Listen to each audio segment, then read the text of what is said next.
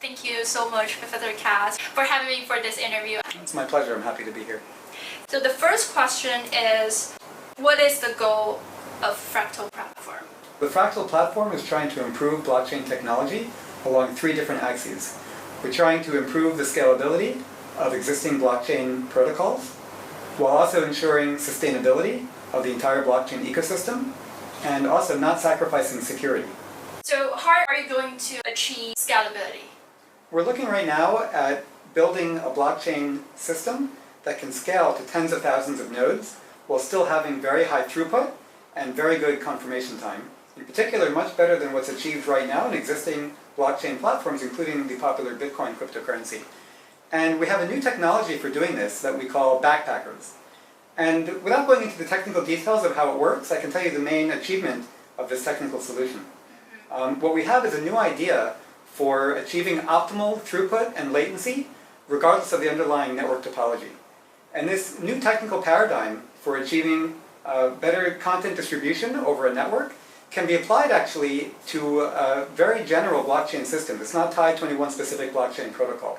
And what we think is really good about this system is, as I said, it allows us to scale up our blockchain technology to tens of thousands of nodes while achieving much better throughput than existing cryptocurrencies and also better block confirmation time.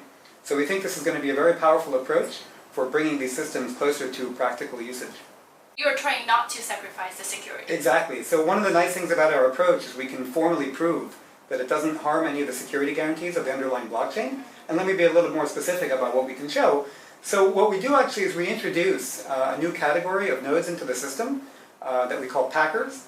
And again, without going into the technical details, the main job of these packers is to facilitate transmission of information throughout the network. And these packers could either be provisioned by one company, several companies, or in fact could be nominated, chosen at random from parties already participating in the protocol. And I won't go into details, but we provide an incentive mechanism for people to participate as packers. And coming back to your question about security, what we're able to show is that the underlying consensus and liveness properties of the blockchain are not harmed by the use of these packers. Specifically, the consensus remains under the same security threshold as before, even if all the packers turn out to be malicious. And the liveness guarantee, we're able to show that even as long as just a single packer is honest, then we still obtain liveness. And in fact, an extension of our solution can tolerate or can achieve liveness, even in the case that all the packers are malicious. So what we're able to achieve, again, is just really a huge improvement in the network utilization without affecting security at all. What about sustainability? So this is a great question. You know, one of the actual problems, if you look at the current Bitcoin network, is that it relies on a proof-of-work type system in order to achieve consensus. And what a proof-of-work system is fundamentally based on is individual miners repeatedly computing cryptographic hashes millions and millions of times per second in order to generate the next block in the existing blockchain. And as a consequence of that, what happens is you have a huge amount of wasted work, and because of that, a huge amount of electricity that's being generated and used by the Bitcoin network to do essentially no useful work. It's actually interesting, there's a statistic I saw recently that the electricity utilization of the Bitcoin network is currently on par with the country of Austria, which is really incredible to think about. You have this huge amount of electrical consumption, again, doing what's effectively no useful work. And so we're looking at a proof-of-stake blockchain protocol that avoids the need for proof-of-work entirely. And it's a fundamentally different mechanism. Again, I won't go into the technical details, but it is a very lightweight system for achieving consensus that does not require nodes to do all this useless work. What do you mean by lightweight? So in the proof-of-stake system that we propose and that we're developing, each of the participants in the system only has to do a very low, a very small computation in order to determine whether they have the right to extend the blockchain and build the next block onto the system. And so what this means actually is that you really have a true democratization of the blockchain, kind of achieving the original goal of decentralization that Nakamoto had in mind. And the reason for that is because if you look at the way Bitcoin currently works, if you want to start mining, and if you want to have any hope to be able to generate the next block, you simply can't do it on off-the-shelf hardware. You can't do it on your laptop, you can't do it on your personal computer. You need instead to get specialized hardware, and not only that, but you need to build these specialized mining rigs that will allow you to have any chance of competing with the many people out there who are already doing this in order to mine blocks. In contrast, in our proof-of-stake system, again, as I said earlier, it's a very small, lightweight computation that can even be done on a mobile phone, which means that people who are interested in running our protocol can take the existing hardware that they already have and participate. And so, like I said earlier, this really allows us to get a completely decentralized system and arguably better security than in the Bitcoin protocol, in the Bitcoin network. What are some other advantages of a lightweight protocol? Well, it means that we can also allow our protocol to be run, for example, by very low-cost, lightweight devices, such as in an IoT network. And this is something that's been a challenge, actually, for existing blockchain protocols, because existing IoT technology is not able to use its computational power in order to compute these proofs of work. And so it's really necessary for that application scenario that you have a lightweight mining protocol. You mentioned before that Fractal platform offers scalable blockchain. So can you please give me some example?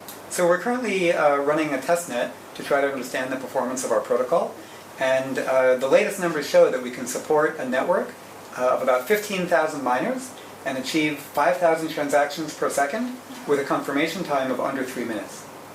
There are concerns about what is called trilemma, which is impossible for blockchain to have decentralization, scalability, and security at the same time. So how do you address the concerns?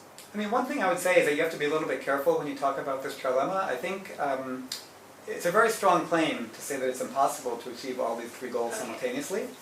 My take on it is really just that there are, number one, it's difficult to achieve all three simultaneously.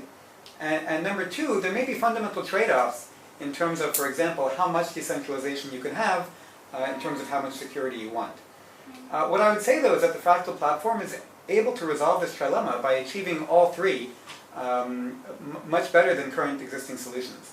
So we have, for example, as I mentioned earlier, a way to achieve greater decentralization by virtue of the fact that the mining protocol is more lightweight than existing blockchain protocols, while not sacrificing security, and at the same time coupling that with our backpackers algorithm in order to get much better scalability than what existing solutions achieve. So even though it may be impossible to achieve optimal decentralization, optimal security, and optimal scalability, we believe that the Fractal platform is able to achieve each of those at a very high level is sufficient for practical applications. It's true that we don't have a perfect thing, we can have better things. That's right. You don't need things to be perfect in order to be useful.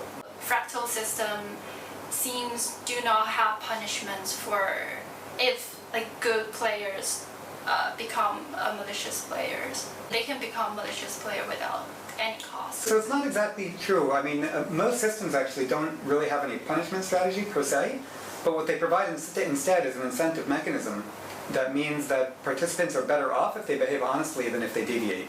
And so we similarly have an incentive mechanism in our protocol that basically ensures that the rational choice for people is to participate and run the protocol honestly.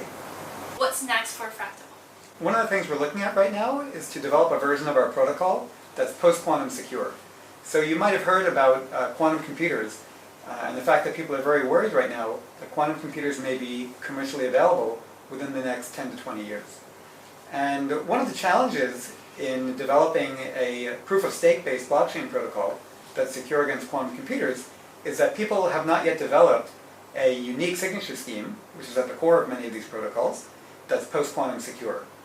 And we have some new ideas in the works right now that we're currently writing up for submission, which will allow us to develop a unique signature scheme that remains secure even against an attacker who can run a quantum computer.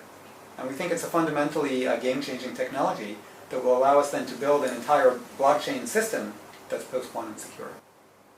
I heard there are a lot of kinds of proof-of-stake protocols. So why Fractal unique?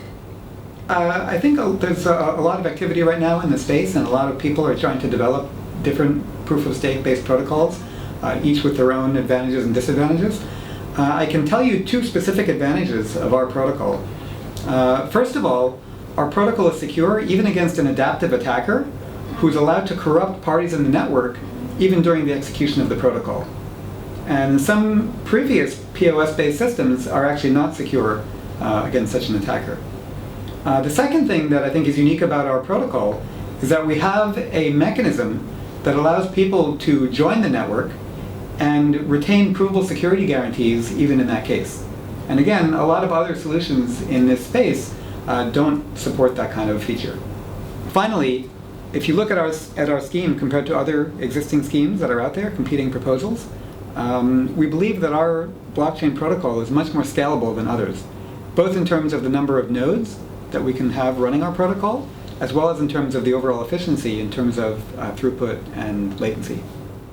What's the roadmap for Fractal platform? Well, we currently have a testnet operating, and we plan to continue running experiments on that internal network until September or October of 2019. And our plan is then to release the network, to open it up to the public actually, by the end of the year. And longer term, we do plan on making all our software open source so that the community can contribute and help us maintain the software.